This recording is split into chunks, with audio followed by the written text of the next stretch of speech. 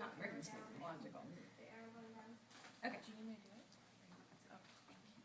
This is a product of when you put a Vaughn and a Wong together. This is Elizabeth Lily Wong, or some may say Wang. Her father grew up in China, moved to Japan, then to the United States, and eventually to California. And her mother grew up in Indonesia, moved to Georgia, and eventually to California as well. We are happy to be here at Crestmont with you.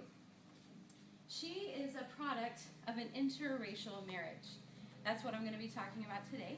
An interracial marriage is any marriage where the two people are of different races, different cultures, different countries, different ethnicities, kind of blankets all of those. The reason I want to talk about that today partly is because I, of course, am part of an interracial marriage, so I know a little bit of what it's like.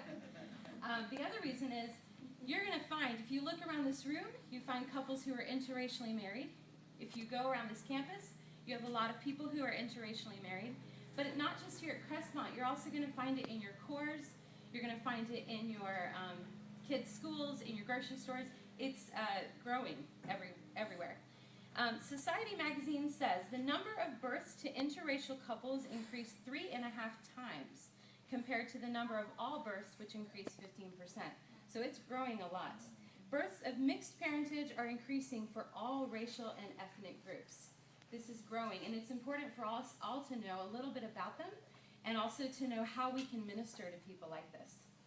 I'm going to tell you a little bit about the history and legalization of interracial marriage in the United States, one of the challenges that some of us face when we're interracially married, and some of the ways that we can make our marriages successful. If you look on the left, this is a picture of endogamy. This is my parents, Larry and Carol Vaughn, and they are a couple who are in endogamy, so they are of the same race. Okay? This is the majority of the world and the majority of my family. On the right, you see a family. This is the Salcidos, if you know Raina and Sid and their beautiful children.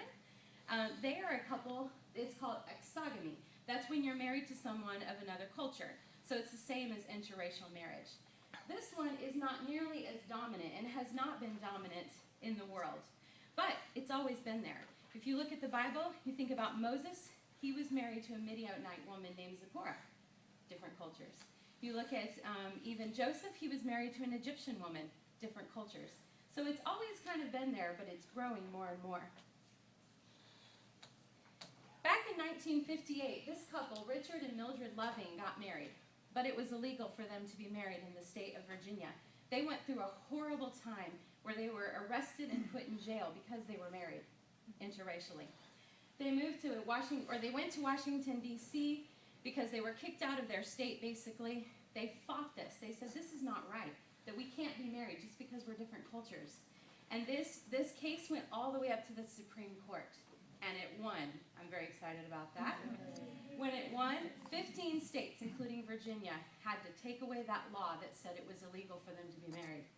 So they are great examples for us.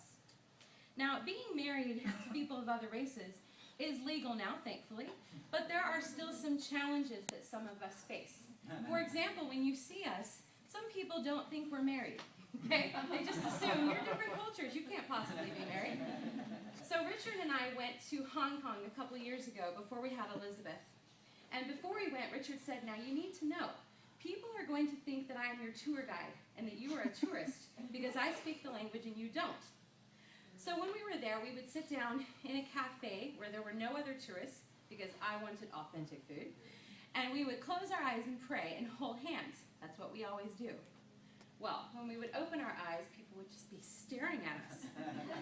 This was funny to me because I thought, they probably think, man, that tour guide and that tourist, they are friendly.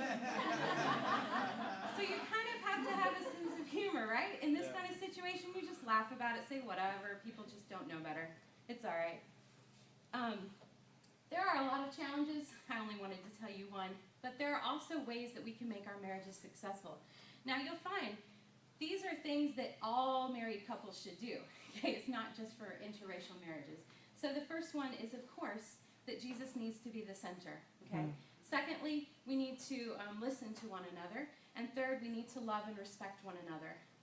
Okay? This is, again, the family. We're sitting among the flowers and having fun. It's interesting because we may look different from one another, but I'm very thankful that in the inside, we're all the same, right? We all need love from each other and respect. Thank you.